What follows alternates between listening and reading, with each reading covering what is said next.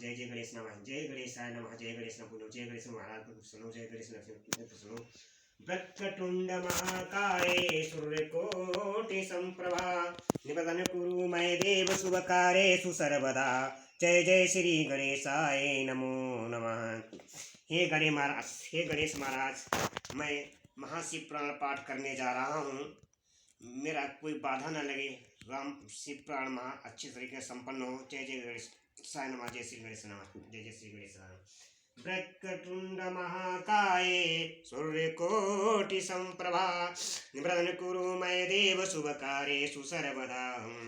अखंडानंदा बोधाय शिष्य संतापहरणे सच्चिदानंद तस्मै सच्चिदानंद रूपाय तस्मै श्री गुरुवे नमः। अखंड मंडलाकारं व्याप्तं येन चराचरं तत्पददर्शित येन तस्मै श्री गुरुवे नमः। अज्ञानतिमिरान्धस्य ज्ञानाञ्जनशलाकया चक्षुरुन्मीलितं येन तस्मै श्री गुरुवे नमः। गुरुर्ब्रह्मा गुरुर्विष्णु गुरुर्देवो महेश्वरः गुरुर्साक्षात् परब्रह्म तस्मै श्री गुरुवे नमो नमः। हे गुरु महाराज, मेरी रक्षा कीजिए, रक्षा कीजिए। जय गुरु महाराज, मेरी रक्षा कीजिए। जय संकट मोचन महावीर मूलकं सदा, जय जय गणनाथ महादेव। ओम श्री गणेशाय नमः, ओम नमः शिवाय, ओम नमः शिवाय, ओम नमः शिवाय, ओम नमः शिवाय। हर हर महादेव।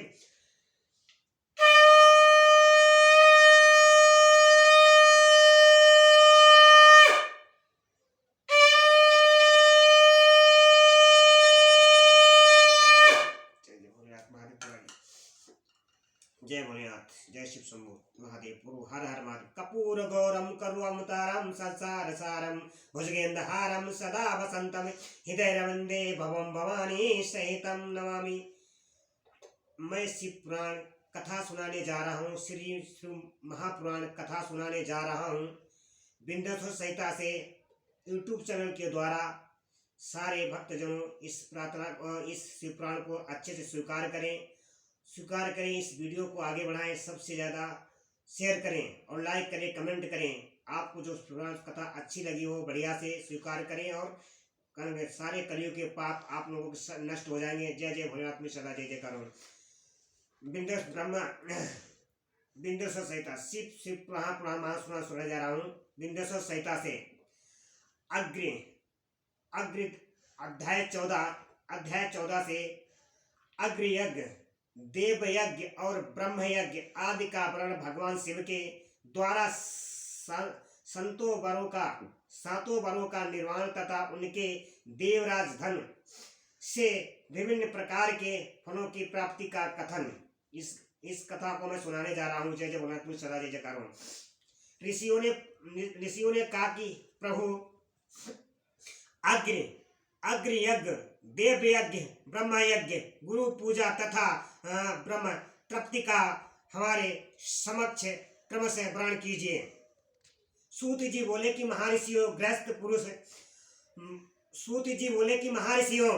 गृहस्थ पुरुष अग्नि में संशय काल और प्रातः काल जो चावल आदि द्रव्य की आहुति देता है उसी को अग्र यज्ञ कहते हैं।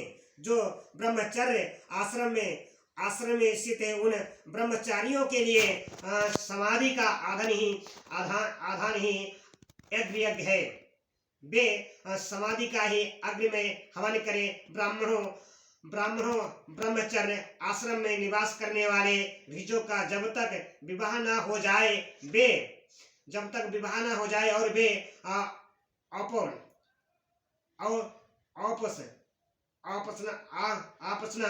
उपासना अग्नि की प्रतिष्ठा न कर लें, तब तक उनके लिए अग्नि में ही समाधि की आहुति, व्रत और आदि का पालन तथा विशेष यजन आदि ही कर्तव्य है। यही उनके लिए अग्र यज्ञ है।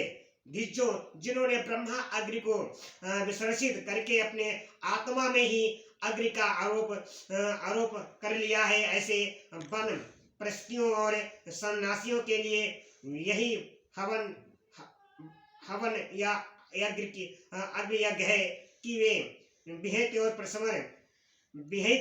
समय पर हितकारक, परमित और पवित्र अन्न का भोजन कर लें। ब्राह्मणों संशय काल अग्नि के लिए दी हुई आहुति संपत्ति प्रदान करने वाली होती है, ऐसा जानना चाहिए। और प्रातः काल सूर्य देव को दी हुई आहुति आयु आयु आयु की वृद्धि कराने वाली होती है। यह बात अच्छी तरह समझ लेनी चाहिए। दिन में अग्निदेव सूर्य में ही प्रसिद्ध हो जाते हैं, अतः प्रातः काल सूर्य को दी हुई आहुति भी अग्नियज्ञ के अंतर्गत है। इसी प्रकार यह अग्नियज्ञ का वर्णन किया गया है। इंद्र आदि समस्त देवताओं को उद्देश्य से अग्नि में जो आहुति दी जाती है उसे देव यज्ञ समझना चाहिए। स्थालीपक आदि यज्ञ को देव यज्ञ ही मानना चाहिए। लौकिक अग्नि में प्रतिष्ठित और चूड़ाकरण आदि संस्कार निमित्तक हवन कर्म है, उन्हें भी देव यज्ञ ही अंतर्गत जानना चाहिए। अब ब्रह्म यज्ञ का वर्णन सुनो। धिज्जों को चाहिए कि वह देवताओं की तृप्ति के लिए निरंतर ब्रह्म यज्ञ करें। वेदों का जो नित्य अध्ययन या स्वाध्याय होता है उसी को ब्रह्म यज्ञ कहा गया। प्रातः नित्य कर्म के अनंतर संशय काल तक ब्रह्म यज्ञ किया जा सकता है, उसी के बाद रात में इसका विधान नहीं है। अग्नि के बिना देव यज्ञ कैसे संपन्न होता है इसे तुम लोग श्रद्धा से और आदर पूर्वक सुनो।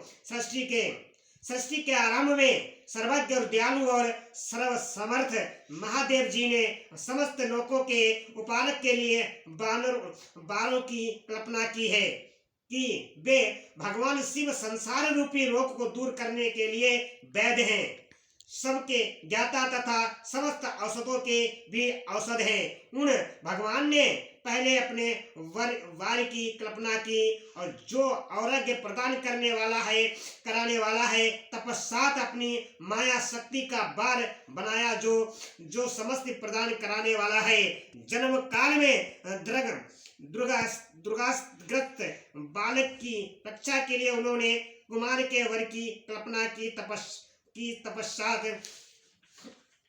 तपस्सात सर्वसमर्थ महादेव जी ने आलस्य और पाप की निवृत्ति तथा समस्त लोगों का हित करने के इच्छा से लोक रक्षक भगवान विष्णु का वर बनाया। इसके बाद सबके स्वामी भगवान शिव ने पुष्टि और रक्षा के लिए आयु करता त्रिलोकष्टा परमेष्टि ब्रह्मा आयुष कारक वर बनाया, जिससे संपूर्ण जगत के आयुष की सिद्धि हो सके। इसके बाद तीनों लोकों की वृद्धि के लिए पहले पुण्य पाप की रचना हो जाने पर उनके करने वाले लोगों को शुभ फल देने के लिए भगवान शिव ने इंद्र आदि यम के वरों का निर्माण किया। ये दोनों बार क्रमशः भोग देने वाले तथा और लोगों के मृत्यु भय को दूर करने वाले हैं। इसके बाद सूर्य आदि समस्त ग्रहों को सूर्य आदि 7 ग्रहों को जो अपने ही स्वरूप भूत तथा प्राणियों के लिए सुख दुख के सूचक हैं, भगवान शिव ने उपर्युक्त 7 वरों का स्वामी निश्चित किया। वे सब के सब यह नक्षत्रों के ज्योतिर्मय मंडल में प्रतिष्ठित हैं। शिव के वर या दिन के स्वामी सूर्य हैं, शक्ति संबंधी वर के स्वामी सोम हैं, कुमार संबंधी दिन के अधिपति मंगल हैं, विष्णु वर के स्वामी बुध हैं, ब्रह्मा जी के वर के अधिपति बृहस्पति हैं, इंद्र वर के स्वामी शुक्र और यम वर के स्वामी शनिश्चर हैं। अपने अपने वर में की हुई उन देवताओं की पूजा उनके अपने फलों को देने वाली होती है। सूर्य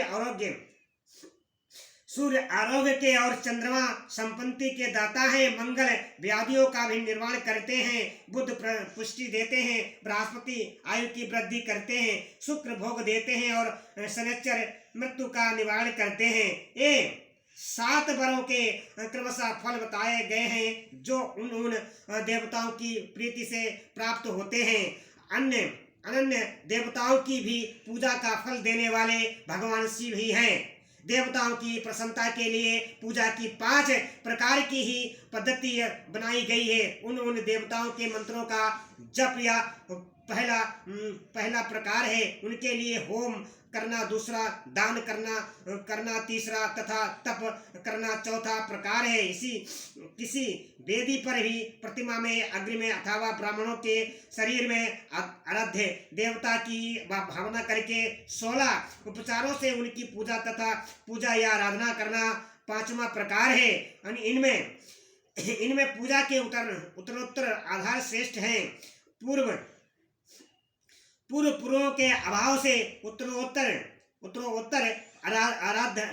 आधार का अवलंबन करना चाहिए। दोनों नेत्रों तथा और समस्त के रोग में और कुष्ठ रोग की शांति के लिए भगवान सूर्य की पूजा करके ब्राह्मणों को भोजन कराएं। तदंतर एक दिन एक मास 1 वर्ष अथवा 3 वर्ष तक लगातार ऐसा साधन करना चाहिए। इससे यदि प्रबल प्रबंध का निर्माण हो जाए तो रोग एवं जरा आदि रोगों का नाश हो जाता है। इष्ट देव के नाम मंत्रों का जप आदि समस्त साधन वर आदि के अनुसार फल देते हैं।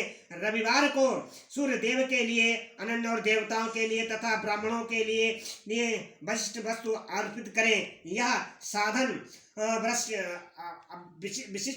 विशिष्ट फल देने वाला होता है तथा इसके द्वारा शिव विशेष रूप से पापों की शांति होती है। सोमवार को विद्वान पुरुष सम्मति की प्राप्ति के लिए लक्ष्मी आदि की पूजा करें तथा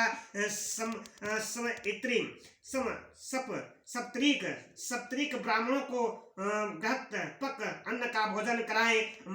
मंगलवार को रोगों की शांति के लिए काल आदि की पूजा करें तथा उर्द मूंग एवं अरहर की दाल आदि से युक्त अन्य ब्राह्मणों को भोजन कराएं। बुधवार को विद्वान पुरुष अग्नियुक्त अन्न से भगवान विष्णु का पूजन करें। ऐसा करने से सदा पुण्य मित्र आदि कलत्र आदि की पुष्टि होती है। जो भी दीर्घ आयु होने की इच्छा रखता हो वह गुरुवार को देवताओं की पुष्टि के लिए वस्त्र यज्ञोपीत तथा और घृति मिश्रित खीर से यजन पूजन करें। भोगों की प्राप्ति के लिए शुक्रवार को एकाग्रचित होकर देवताओं का पूजन करें और ब्राह्मणों की तृप्ति के लिए षड्रस युक्त अन्न दें। इसी प्रकार स्त्रियों की प्रसन्नता के लिए सुंदर वस्त्र आदि का विधान करें। तो शनिश्चर अप मृत्यु का निवारण करने वाला है। उस दिन बुद्धिमान पुरुष रुद्र आदि की पूजा करें। तिलक के होम से, दान से और देवताओं की संतुष्ट करके ब्राह्मणों को तिल मिश्रित अन्न भोजन कराएं। जो इस तरह देवताओं की पूजा करेगा वह आरोग्य और आदि फल का भागी होगा। देवताओं के नित्य पूजन, विशेष पूजन, स्नान, दान, जप, होम तथा ब्राह्मण तर्पण आदि से एवं रवि आदि वरों में विशेष तिथि और नक्षत्रों का योग प्राप्त होने पर विभिन्न देवताओं के पूजन में सर्वज्ञ जगदीश्वर भगवान शिव ही उन देवताओं के रूप में पूजित हो सब लोगों को आरोग्य आदि फल प्रदान करते हैं। देश काल पात्र द्रव्य श्रद्धा एवं लोक के अनुसार उनके तारतम्य क्रमशः का ध्यान करते हुए महादेव जी आराधना करने वाले लोगों को आरोग्य और आदि फल देते हैं। शुभ मंगलिक कर्म के आरंभ में और अशुभ अदृष्ट आदि होता है कर्म के अंत में तथा और जन्म नक्षत्रों के के आने पर गृहस्थ पुरुष अपने अपने घर में आरोग्य आदि की समृद्धि के लिए सूर्य आदि ग्रहों का पूजन करे। इससे सिद्ध है कि देवताओं का यजन संपूर्ण अभिष्ट वस्तुओं को देने वाला है। ब्राह्मणों का देवजन कर्म वैदिक मंत्र के साथ होना चाहिए। यहाँ ब्राह्मण शब्द क्षत्रिय और वैश्य का भी लक्षण है। शूद्र आदि दुर्सुरों का देव यज्ञ क्रांति के विधि से होना चाहिए। शुभ फल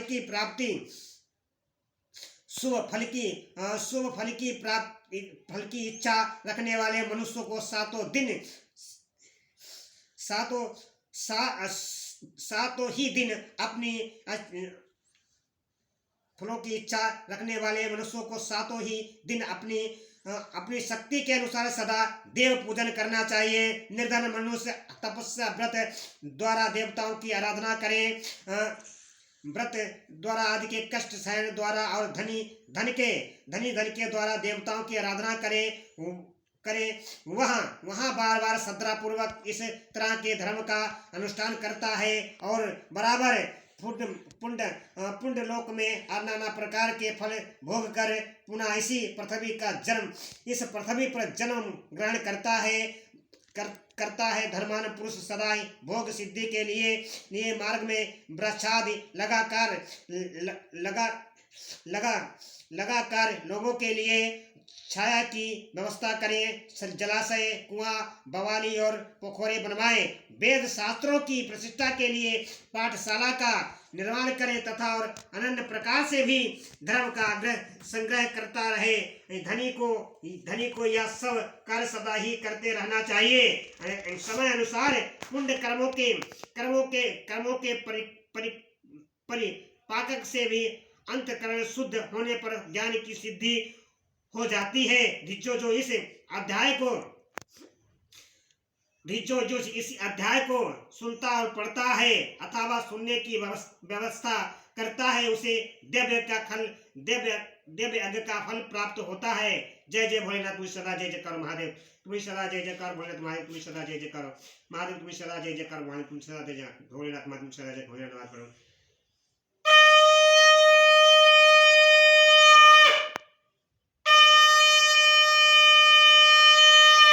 जय जय भोलेनाथ महादेव। तुम्हें सदा जय कंठम परिपूर्ण महादेव। जय जय भोलेनाथ। तुम्हें समय भोलेनाथ नमस्ते। जय जय भोलेनाथ। समय अनुसार पुण्य कर्मों के परिपालक से अंतःकरण शुद्ध होने पर ज्ञान की सिद्धि हो जाती है। जो इस अध्याय को सुनता पढ़ता अथवा सुनने की व्यवस्था करता है उसी दिव्य यज्ञ का फल प्राप्त होता है। जय जय भोलेनाथ। तुम्हें सदा जय जयकार। इस YouTube चैनल के द्वारा इस कथा को मैंने संपन्न किया है। इसको आगे बढ़ाएं। सारे मनुष्य, हमारा जो जीवन मनुष्य बहुत मुश्किल से मिलता है, इस कथा को आगे बढ़ाएं। और इस कलयुग में शिव पुराण कथा सुनने के लिए बहुत अच्छी है। हमारे कलयुग के सारे पाप दूर हो जाएंगे। जय जय भोलेनाथ। हर महादेव। कपूर गौरम कर्वमुतारम संसार सारम भुजगेन्द्रहारम सदा वसंतम हृदयरविंदे भवम भवानी सहितम नमामि। हर हर महादेव। जय जय शिव पुराण की तुम्हें सदा जय जयकार। हर हर महादेव। तुम्हें सदा जय जयकार। हर हर महादेव। तुम्हें सदा जय जयकार। धन्यवाद। जय